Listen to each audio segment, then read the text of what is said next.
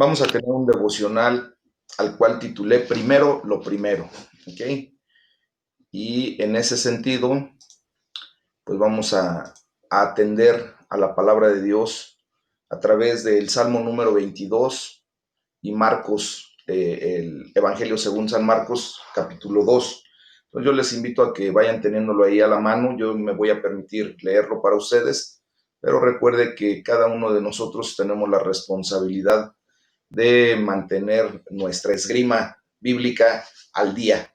Entonces, vamos a dar lectura al Salmo número 22, del versículo 12 al 21. Y como les comento, primero lo primero. Pon primero lo primero, así vamos a llamar este tema. Y dice el Salmo número 22, versículo 12. Recuerden que el día de ayer, en la noche, estuvimos estudiando el Salmo 22 del versículo 1 al 11 y hice el comentario, perdón, de que este salmo es propiamente una palabra profética que se escribe alrededor de 1200 años antes de que nuestro Señor Jesucristo viniera a la tierra. Entonces aquí vamos a continuar con este salmo porque aquí es a donde el Señor nos muestra la prioridad de nuestras relaciones y para poner primero lo primero. Dice la palabra de Dios: me han rodeado muchos toros, fuertes toros de Basán me han cercado. Abrió sobre mí su boca, como león rapaz y rugiente. He sido derramado como aguas, y todos mis huesos se descoyuntaron. Mi corazón fue como cera, derritiéndose en medio de mis entrañas. Como un tiesto se secó mi vigor, y mi lengua se pegó a mi paladar, y me has puesto en el polvo de la muerte. Porque perros me han rodeado, me ha cercado cuadrilla de malignos. Horadaron mis manos y mis pies. Contar puedo todos mis huesos. Entre tanto, ellos me observan y me miran. Repartieron entre sí mis vestidos, y sobre mi ropa echaron suertes. Mas tú, Jehová, no te alejes, fortaleza mía, apresúrate a socorrerme. Libra de la espada mi alma, del poder del perro mi vida. Sálvame de la boca del león, y líbrame de los cuernos de los búfalos. Al salir de la perdón, hasta ahí nada más. Ya me iba yo de filo. Perdón. Aquí, como podemos ver, fíjense bien que al examinar esta condición, nosotros tenemos que ver que primero lo primero son las cosas que importan más a Dios, y eso es lo que debe verdaderamente ocupar el primer lugar en nuestras vidas. Entonces, después de haber leído este salmo, esta porción, debemos comprender que nuestra relación con Dios ha de ser nuestra prioridad número uno. Y propiamente en este salmo vemos que la prioridad número uno del salmista y proféticamente la prioridad número uno de nuestro Señor Jesucristo fue su relación con Dios. Entonces, aquí ya nos está dando un indicio de qué tenemos que poner como prioridad en nuestra vida. Fíjense que la puerta a través de la que accedemos a una relación restaurada con Dios es la cruz del Calvario. Igual que en la primera parte del Salmo que leímos el día de ayer, también aquí vemos la continuación de las profecías acerca de la muerte de nuestro Señor Jesucristo que se cumplen obviamente en el Nuevo Testamento. Y es como si este Salmo estuviera escrito en primera persona del singular, de yo, ¿ah? Por alguien que cuelga de la cruz cientos de años antes de que los romanos siquiera inventaran el martirio de la crucifixión. Esta es una profecía extraordinariamente exacta acerca del sufrimiento de nuestro Señor Jesucristo, en la que se describe la crueldad de este método de la crucifixión. Piense bien, aquí se habla, el salmista está hablando como si fuera él el que estuviera sufriendo las condiciones de lo que está narrando, de la visión que Dios le permitió ver. Y dice, dislocados están todos mis huesos, descoyuntados, ¿verdad? Dice, la lengua se pega a mi paladar. Y todo eso lo podemos leer nuevamente en el Nuevo Testamento cuando estamos leyendo en la palabra de Dios la muerte y crucifixión y resurrección de nuestro Señor Jesucristo. Dice también, me han traspasado las manos y los pies, horadaron mis manos y mis pies, dice. Me han cercado una banda de malvados. Puedo contar todos mis huesos. Fíjense bien que aquí es algo bien interesante que tenemos que tomar en consideración, de que proféticamente se había declarado que nuestro Señor Jesucristo no iba a sufrir ninguna fractura ósea, ningún hueso de su cuerpo iba a ser fracturado. Y es interesante hacer notar esto porque obviamente dentro del proceso de la crucifixión, cuando los romanos inventan este martirio, ellos idean la forma de que la persona sufriera por un tiempo estimado. Obviamente, al ser crucificada una persona, normalmente pasaba entre 3 y 4 días para que pudiera empezar a generarse un problema mayúsculo que lo llevara a la muerte, a través de la inanición, de la posición clara del crucifijo, de la posición de crucifijo y de la condición de falta de agua. Entonces, ¿qué idearon los romanos? Idearon la forma para que después de un determinado tiempo, su crueldad no era tan exagerada, digámoslo así, ¿verdad? Tenían como que misericordia. Después de un día o dos, le rompían propiamente las piernas de un garrotazo, quebraban sus piernas para efecto de que empezara a provocarse una septicemia, una infección generalizada a través de una fractura expuesta. Y en ese sentido era como la gente desgraciadamente moría un poco más rápido, de alguna manera dicho. Entonces, esto que acabamos de leer en la palabra de Dios, que Él podía contar todos sus huesos intactos, era porque verdaderamente Él fue el que dispuso de su vida, entregó su vida por ti y por mí. Él decidió morir.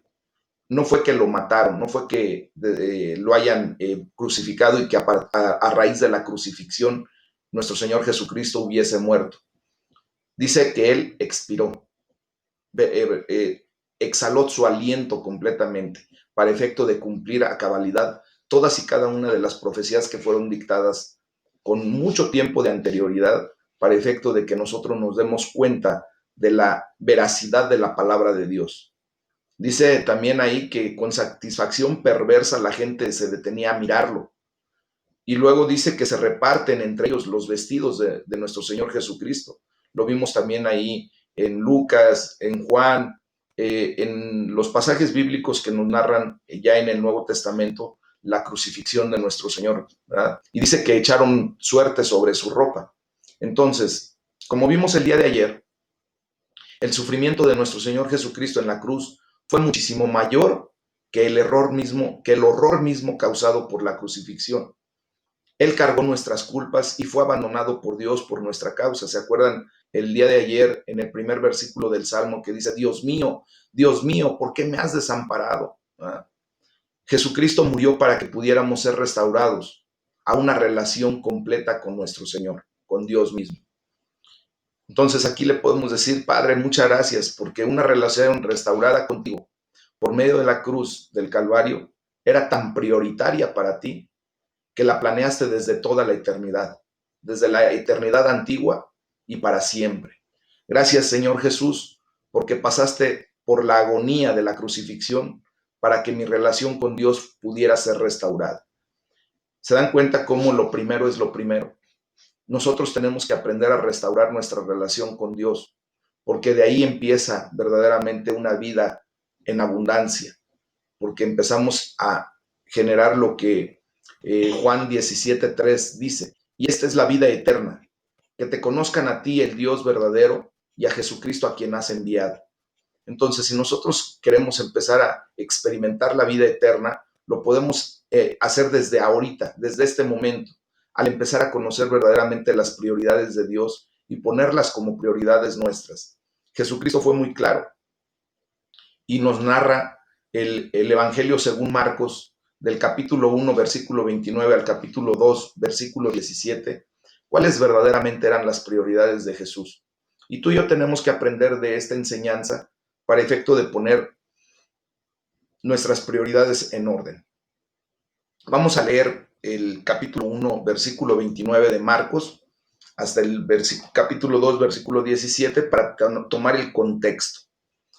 Leíamos ayer que nuestro Señor Jesucristo, ¿verdad? Al ir recorriendo por las aldeas, llamaba a las personas. En este caso empezó a llamar a los que después se convirtieron en sus discípulos y posteriormente vinieron a ser sus apóstoles. Pero seguimos con la narración. Y dice, al salir de la sinagoga, vinieron a casa de Simón y Andrés con Jacobo y Juan. Y la suegra de Simón estaba acostada con fiebre, y enseguida le hablaron de ella. Entonces él se acercó y la tomó de la mano y la levantó, e inmediatamente le dejó la fiebre y ella le servía.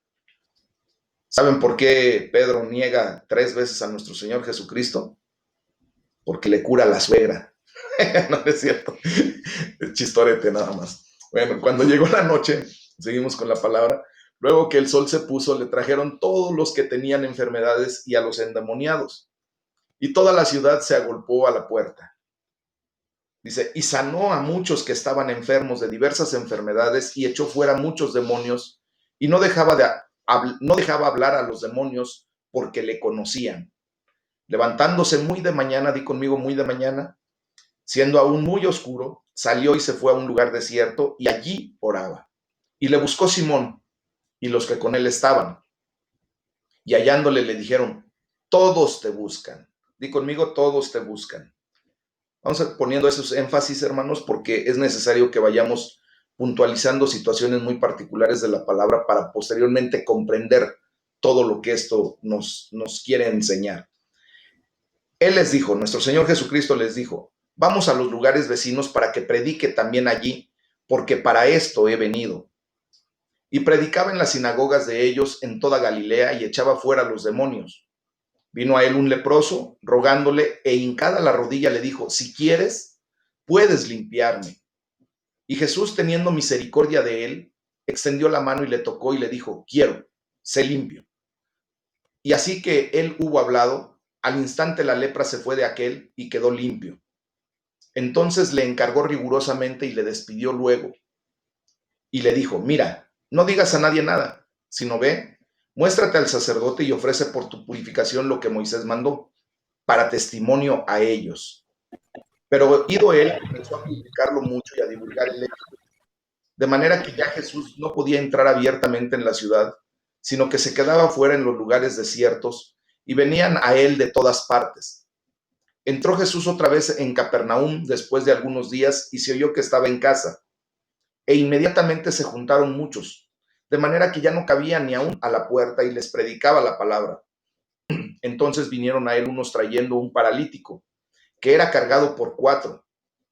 Y como no podían acercarse a él a causa de la multitud, descubrieron el techo de donde estaba y haciendo una abertura, bajaron el lecho en que yacía el paralítico. Al ver Jesús la fe de ellos, dijo al paralítico, hijo, tus pecados te son perdonados. Estaban allí sentados algunos de los escribas, los cuales cavilaban en sus corazones. ¿Por qué habla este así? Blasfemias dice. ¿Quién puede perdonar pecados sino solo Dios? Y conociendo luego Jesús en su espíritu que cavilaban de esta manera por dentro de sí mismos, les dijo, ¿por qué cavilan así en sus corazones? ¿Qué es más fácil? ¿Decir al paralítico, tus pecados te son perdonados, o decirle, levántate, toma tu lecho y anda? Dice, pues para que sepan que el Hijo del Hombre tiene potestad en la tierra para perdonar pecados, dijo al paralítico, a ti te digo, levántate, toma tu lecho y vete a tu casa. Entonces él se levantó enseguida y tomando su lecho salió delante de todos, de manera que todos se asombraron y glorificaron a Dios diciendo, nunca hemos visto tal cosa. Después volvió a salir al mar y toda la gente venía a él y les enseñaba. Y al pasar vio a Leví, hijo de Alfeo, sentado al banco de los tributos públicos, y le dijo, sígueme. Y levantándose, le siguió. Aconteció que estando Jesús a la mesa en casa de él, muchos publicanos y pecadores estaban también a la mesa juntamente con Jesús y sus discípulos, porque había muchos que le habían seguido. Y los escribas y los fariseos, viéndole comer con los publicanos y con los pecadores, dijeron a los discípulos, ¿qué es esto? ¿Que él come y bebe con los publicanos y pecadores? Al oír esto, Jesús les dijo, los sanos no necesitan de médico, sino los enfermos. No he venido a llamar a justos, sino a pecadores. Esta es la palabra de Dios, hermanos. Fíjense bien que aquí nos da las prioridades de nuestro Señor Jesucristo. Y vamos a ir desglosándolas poco a poco. Lo primero que nos enseña esta palabra es que Jesucristo verdaderamente amó. Él vino a esa condición, amar a los que estaban a su lado, a los que venían a su alrededor, aquellas personas que decidieron de alguna o de otra manera buscarle y seguirle. Y es tan absolutamente maravilloso y sorprendentemente atractivo el hecho de que Jesucristo amaba a la gente. Estaba lleno de compasión por todos ellos, por ti y por mí. Eso ya lo leímos ahí. La gente lo amaba. La gente de todas partes acudían a verlo. Ese énfasis que les dije que ustedes repitieran conmigo, de todas partes venían, es justamente el hecho de que le amaban a él, lo buscaban. ¿Por qué? Porque obviamente él destilaba amor, dispensaba de su amor para toda esa gente. Todos querían ver a Jesucristo, todos le están buscando, decía el apóstol ahí, ¿verdad? Uno de sus seguidores. De hecho, harían cualquier cosa para que otra gente pudiera ver a Jesús. Si se dieron cuenta, esos 4 personas que cargaban al paralítico en un lecho, ¿verdad? Querían que ese paralítico viera a Jesús. Querían que Jesús curara a esa persona. Tú y yo tenemos que aprender a que en muchas ocasiones tenemos que cargar literalmente a una persona para acercarlo a los pies de Cristo. Tenemos que sentir carga por orar por aquellas personas que necesitan tanto del amor de Dios como tú y yo. Y aprender a cargarlo significa llevar ese lecho junto con otros, para que si no podemos entrar por la puerta, estas personas idearon la forma de abrir un hueco en el techo de la vivienda donde estaba en ese momento nuestro Señor Jesucristo, para poder bajar a esa persona por allí y que viera a Jesucristo. Tú y yo tenemos que estar muy interesados, hermanos. Esa puede ser y debe ser una de nuestras prioridades, de poder llevar el evangelio a muchas personas, aquellas personas que de alguna manera están paralíticas y no precisamente en lo físico, sino en lo espiritual, cuando se sienten atormentadas, cuando se sienten con una condición de un espíritu equivocado, de temor, de angustia, de preocupación excesiva, de situaciones que para nosotros ya eso debe de pasar. Entonces, las multitudes acudían a él, ¿verdad? La gente hacía cualquier cosa por acercarle a las personas a Jesucristo, acercarse a ellos mismos. Cuando dijo a la gente, sígueme, en el vocablo original es let aharai, es un vocablo hebreo que dice, sígueme, ven a mí, ¿verdad? Lo siguieron. Habla ahí acerca de un publicano, de una persona que propiamente viene a ser Mateo, el recaudador de impuestos. Nada más le dijo, sígueme, y deja todo, y lo sigue.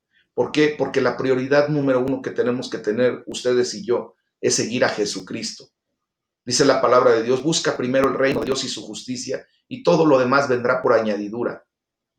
Y luego nuestro Señor nos dice, ¿acaso ustedes han visto a cualquier ave de los cielos hilar, tejer para tener un abrigo, un vestido? No. ¿Acaso han visto a unos lirios del campo que se tengan que hacer sus manufacturas para poder vestir correctamente? Dice, no. Dice, pues aún el rey Salomón, con todo su poderío, con toda su riqueza, nunca pudo vestir como un lirio del campo. Nunca pudo tener la misma condición como un pajarillo. Y dice, ¿y acaso ustedes no valen mucho más que eso? Entonces, cuando nosotros seguimos a nuestro Señor Jesucristo, hermanos, pues simple y sencillamente empezamos a ver lo que Dios hace por nosotros. Provee, trae sanidad, trae bendición, abre la ventana de los cielos, abre las puertas de bendición para nosotros. De hecho, fíjense que también nos narra esta historia que trajeron a los enfermos delante de Jesús y él los sanó. Incluso a la suegra de Simón, como dice el chiste ese, ¿verdad? De que por eso Simón Pedro negó a nuestro Señor Jesucristo 3 veces, ¿no? No es cierto. Realmente sanó a su suegra y después ella le servía. Se dan cuenta cuando la gente empieza a tener el beneficio de entender la bendición de Dios a su vida, de inmediato empieza a servir. ¿Por qué? Porque es muy grato, hermanos, ser recíprocos, tener esa condición de reciprocidad para cuando nosotros obtenemos el favor de Dios, pues simple y sencillamente nosotros entregarnos a Él, porque Él es nuestro hacedor, Él es el proveedor de nuestras vidas, Él es el que tiene la potestad de nuestra vida aquí en la tierra y de nuestra vida eterna. Por lo tanto, cuando nos encontramos con Él, pues lo mejor que podemos hacer y tener en prioridad es servirle, es hacer lo que Él nos ordena, lo que Él nos indica, porque es la mejor manera de que podamos llevar tú y yo la vida en una condición clara. Fíjense bien que amaba a los recaudadores de impuestos, como lo vimos, y a los pecadores. Le encantaba ir a cenar con ellos, a comer con ellos, a compartir con ellos. Tú y yo tenemos que abrir nuestra mente, ¿verdad? Nuestros horizontes para poder llevarle la palabra de Dios a aquellas personas que lo necesitan, como un día tú y yo lo necesitamos, ¿verdad? Él vino por nosotros, los pecadores. Dice que no vino para los que están sanos. Los sanos no necesitan un médico, dice nuestro Señor Jesucristo. Si yo he venido por los pecadores, y honestamente tú y yo no podemos bajar la mano como para decir, yo no soy pecador, yo no tengo ningún problema con Dios, yo no cometo errores. Hermanos, tenemos que ser humildes para reconocer que fallamos constantemente, que tomamos decisiones equivocadas, que erramos en nuestro camino. Y lo primero que le podemos decir, Señor, heme aquí, soy pecador, perdóname. Y dice el Señor Jesucristo que Él ha venido a aquellas personas que como tú y yo, como yo, podemos reconocer en nuestra condición de pecadores, de una situación en donde hemos fallado, que le necesitamos a Él. Esa debe ser nuestra prioridad. Y empezamos a poner primero lo primero, ¿verdad? Si tú ves cómo gasta la gente su tiempo actualmente, ¿verdad? Tú puedes darte a la idea de cómo podemos ver a los jóvenes, cómo gastan su tiempo el día de hoy, a las personas adultas, a los niños, cómo gastan su tiempo el día de hoy, cómo van viviendo en el día a día, en lo cotidiano de los días. Podemos deducir, hermanos, cuáles son sus prioridades. Hay gente que en estos momentos está ya nada más pensando a ver cuándo se van a abrir los antros, ¿verdad? Porque ya les urge, ya fueron muchas semanas, muchos fines de semana en donde es viernes y el cuerpo lo sabe y que no han podido reunirse con los cuates, a echar el trago, a pasar, entre comillas, bien su fin de semana. Esa es su prioridad y nada más están pensando en eso, ¿verdad? Entonces, en este pasaje que hemos leído, vemos cómo nuestro Señor Jesucristo gastaba su tiempo. Y vamos a describir en qué gastaba su tiempo nuestro Señor Jesús. Y es en lo que tú y yo podemos tomar como bendición para poner prioridades en nuestras vidas. Dice la palabra de Dios que Él gastaba su tiempo orando a Dios. La mayor parte de la gente no se levanta muy temprano a menos que tenga algo importante que hacer, sobre todo cuando se dirige a su trabajo o a sus actividades escolares, los jóvenes, ¿verdad? Y la prioridad número uno de nuestro Señor Jesucristo simplemente era su relación con Dios Padre. Acabamos de leer ahí que dice que muy de madrugada, muy temprano, ¿verdad? Cuando todavía estaba oscuro, Jesús se levantaba saliendo de la casa y se fue a orar a un lugar solitario donde él pudo postrarse delante de Dios y establecer su relación íntima, porque la oración siempre nos va a traer a la comunión con Dios. Entonces, este punto nos desafía a ti y a mí a levantarnos muy temprano, a encontrar un lugar apartado y orar a nuestro Señor.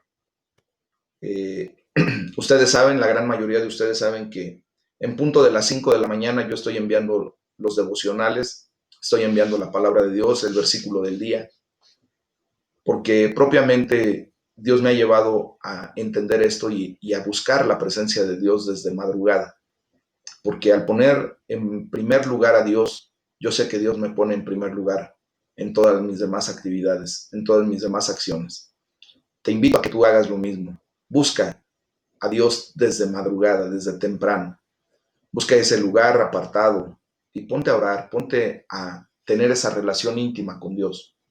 Tú te vas a dar cuenta de que saliendo de ese lugar en donde tú te postras delante de Dios, donde tú te humillas delante de Dios, vas a salir exaltado, vas a salir con bríos nuevos, con energía renovada, con una condición en donde tú estás consciente de que Dios es tu Padre y que Dios es tu proveedor y que Dios es el que va guiándote en el día a día. Cuando tú te pones a orar desde temprano y le dices, Señor, guía mis pasos el día de hoy. Guía mis pasos para poder yo ser fructífero, para que mi labor, ¿verdad?, traiga bendición para mi vida y la vida de los míos. Dirige mis pasos para que a donde yo me dirija, a donde tú me envíes, se abran las puertas de bendición y yo sea revestido de tu gracia. Y empezamos a tener una interacción con Dios de una manera increíble. Es bello empezar nuestros días de esa manera, hermanos. Personalmente, como les digo, he descubierto que la única manera de levantarse temprano con regularidad, ¿verdad?, para poder empezar el día correctamente, para estar delante de la presencia de Dios, pues es irse a la cama temprano, con regularidad. No pretendan irse a la cama a las 2, 3 de la mañana para querer levantarse a las 5 o a las 4 y media de la mañana, a las 4 de la mañana, cuando el Señor les llame.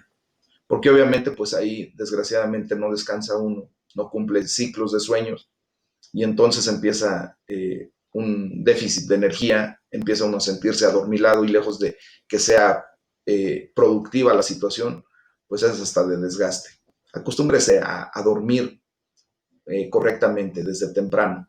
Recuerde que nosotros somos entes diurnos. Desgraciadamente este mundo, la corriente de este mundo ha llevado a muchísima gente a querer vivir de noche. Y entonces se desfasa completamente su condición de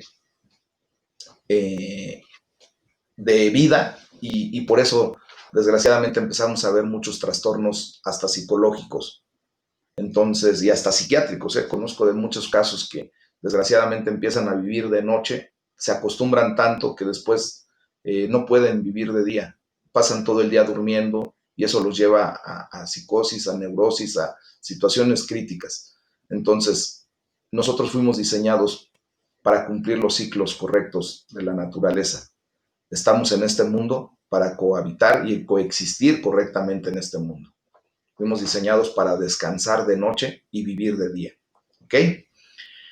Otra de las prioridades que nos muestra este pasaje bíblico es el proclamar el reino de los cielos. Jesús vuelve a hacer énfasis en que él tenía que ir a otras aldeas cercanas donde también pudiera predicar, porque para eso había venido. Entonces el mensaje que predicó era las buenas nuevas, las buenas noticias acerca del reino de Dios y la necesidad de que la gente se arrepintiera y creyera propiamente en el evangelio que él estaba dictando, porque obviamente esto es lo que nos lleva a vida eterna. El mensaje completo, hermanos, consistía en el perdón. Tú y yo tenemos que aprender a perdonar. Sé que mucha gente ha abusado de tu condición, ha abusado de ti en muchas maneras. Sé que mucha gente se ha pasado de lista, pero es necesario que tú aprendas a perdonar. Desgraciadamente, y lo digo así con esa condición y con un buen sentido, de que Dios no nos puso colmillos como a las serpientes o un aguijón como al escorpión, porque cuando alguien nos hiciera un daño, nos ofendiera, nos lastimara, ese veneno que se empieza a generar cuando no podemos perdonar, lo pudiéramos sacar de una manera. Yo muerdo a la persona que me hirió y que se pudra, que el veneno haga el efecto en ella, o le pongo el aguijonazo y lo mismo. Desgraciadamente no fue así, hermanos. Dios, la única manera que diseñó para que tú y yo pudiésemos, propiamente dicho, metabolizar ese veneno que se forma cuando alguien nos ofende, cuando algo nos causa un malestar, es a través del perdón. Si tú y yo no perdonamos, desgraciadamente a quienes verdaderamente le hace efecto ese veneno que se genera, es al que no perdona. Se queda dentro del organismo. Y por eso tenemos muchas enfermedades psicosomáticas, hermanos, a través de la falta de perdón. Déjenme decirles que cuando nosotros aprendemos a perdonar y cuando empezamos a tener un estilo de vida perdonador, desde que alguien intente hacernos algo, ya le perdonamos. De hecho, no necesitan hacernos propiamente de inicio algún agravio como para decidir perdonar. Y de esa manera, cuando venga el agravio, hermanos, ya está perdonado, se acabó el problema.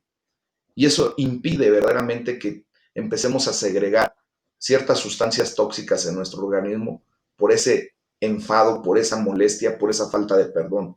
Y que eso nos lleve después a tener consecuencias hasta de salud física. Entonces, y no se diga de la salud emocional y de la salud espiritual, ¿verdad? Entonces, el mensaje completo de nuestro Señor Jesucristo consiste en el perdón. Y son muy buenas noticias, especialmente para ti y para mí, cuando estábamos en la condición de pecadores. ¿Por qué? Porque nuestro Señor nos perdonó desde la cruz del Calvario, ideada antes de la fundación de este mundo, para que nosotros pudiéramos venir en ese estilo de vida de Dios perdonador. Lento para la ira, dice la palabra de Dios, y grande en misericordia. Entonces, si tú y yo aprendemos las prioridades de nuestro Señor, nos vamos a dar cuenta de que vamos a existir en esta vida de una manera tranquila, ordenada, coherente, sin la necesidad de lastimarnos, sin la necesidad de almacenar rencor, ira, coraje, porque de esa manera no podemos existir correctamente, hermanos. Entonces, esto fue dado para todos los que necesitaban oír. Y yo sé que tú necesitas oír esto, porque obviamente por algo Dios te ha inquietado para seguir este tipo de devocionales, de estas enseñanzas, para establecer prioridades correctamente en tu vida.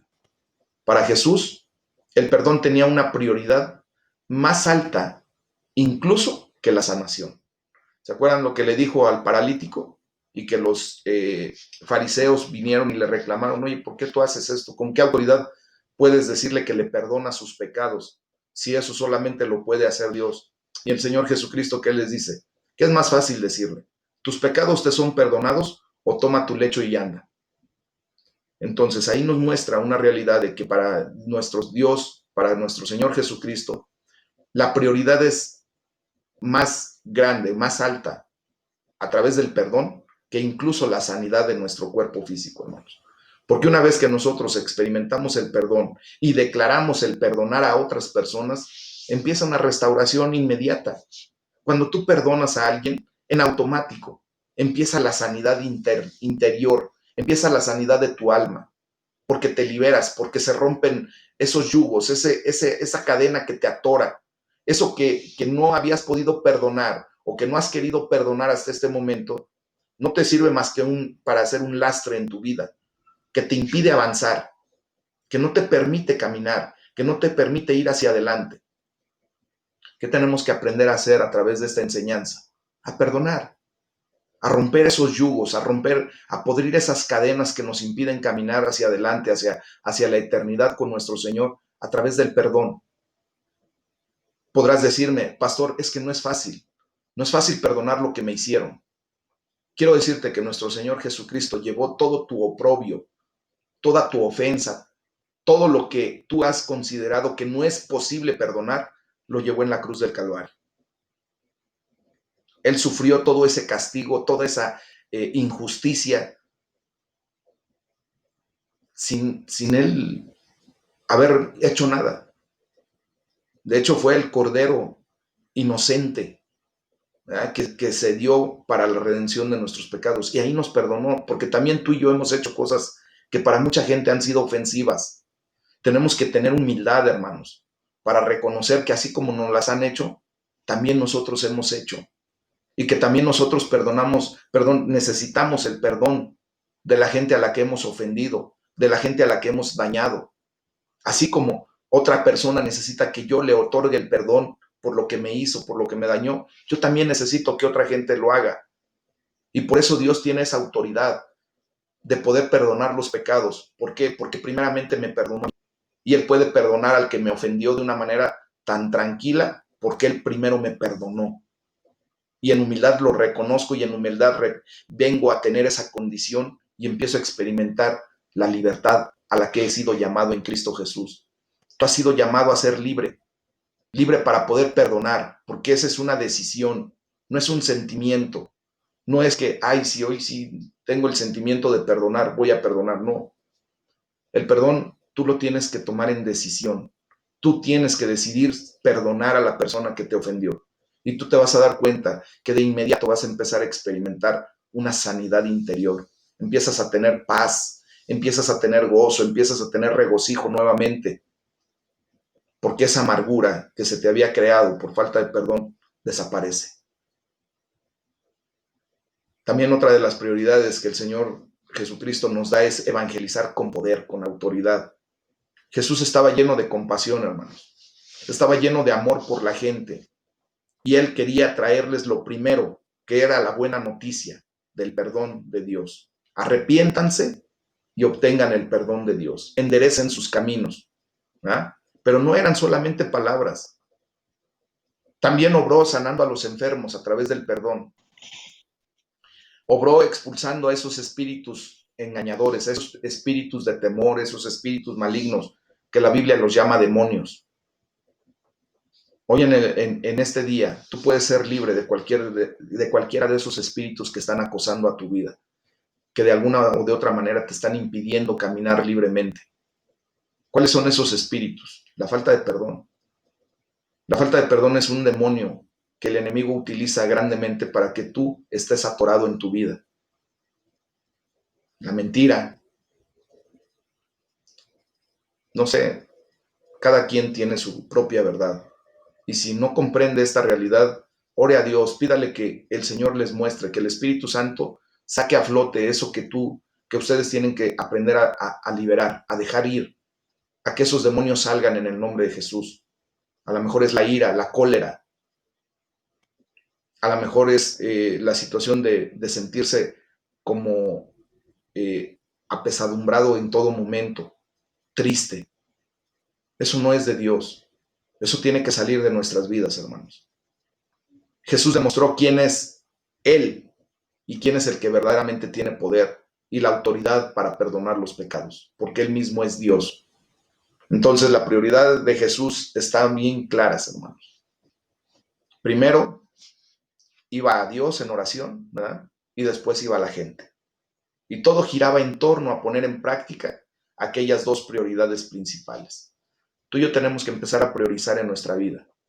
Primero lo primero. Primero busca a Dios.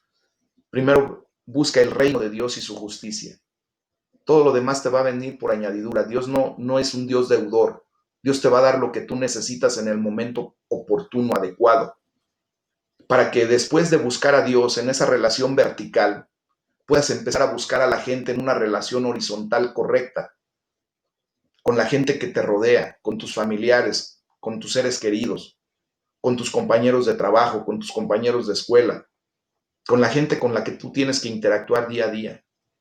Pero para tener una relación ordenada en ese sentido, en el ámbito horizontal, es primero obligadamente tener una prioridad de buscar nuestra relación vertical correcta.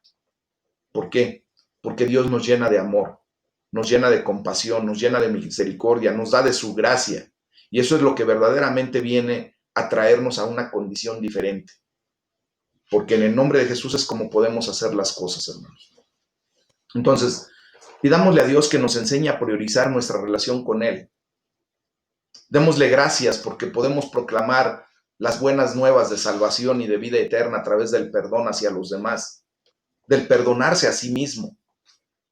Porque obviamente muchos de nosotros, en mucho tiempo, en muchas ocasiones, no nos perdonamos por los errores que hemos cometido. Quiero decirte que el Señor, Dios Todopoderoso, el Creador de los cielos y la tierra, te ha perdonado por tus fallas. Te ha perdonado cuando has errado, cuando tú te has autoflagelado diciendo soy tremendamente mal hecho. Perdónate. Dios ya te perdonó. Y creo que Dios tiene la autoridad y la capacidad para verdaderamente perdonarte y hacerte sentir que tú tienes el derecho del perdón. Y perdónate a ti mismo. Eso va a hacer que tú te liberes de una manera increíble y vas a empezar a caminar diferente. Vamos a pedirle que nos llene de compasión para cuando oremos por los enfermos, que verdaderamente la compasión es ponernos en los zapatos de esa persona, en la condición de esa persona, sentir lo que posiblemente esté sintiendo. Cuando levantamos nuestras oraciones por los enfermos, por las personas que de alguna manera necesitan, tengamos la consideración de vernos en su lugar. ¿Cómo te gustaría que oraran por ti si tú estuvieras en esa condición? ¿Cómo te gustaría que levantaran una oración? ¿Con desgano? ¿Con una condición de, pues, Señor, pues ahí cúralo, ¿no? De cuates. 1, 2, 3 por él. No, yo creo que cuando tenemos compasión por la gente, verdaderamente sentimos la necesidad de lo que tiene esa persona. y lo hacemos de una manera diferente, hermanos. Busquemos que la gente sea liberada por el poder del Espíritu Santo de todo mal y acechanza que el enemigo ha traído a sus vidas. Y nosotros podemos darle gracias a Dios porque ahora estamos comprendiendo muchas cosas, hermanos. Tú y yo estamos comprendiendo la maravilla de lo que nuestro Señor Jesucristo ganó en la cruz del Calvario para ti y para mí. El perdón de nuestros pecados, la redención para la vida eterna y la condición de venir a una situación clara delante de Dios, tomando en cuenta nuestras prioridades ahora establecidas de buscar primeramente el reino de Dios y su justicia y después buscar nuestras relaciones interpersonales. En el nombre de Jesús yo declaro que ustedes empiezan a hacer lo correcto. Vamos a levantar una alabanza de adoración a través de un canto, hermanos, que es el de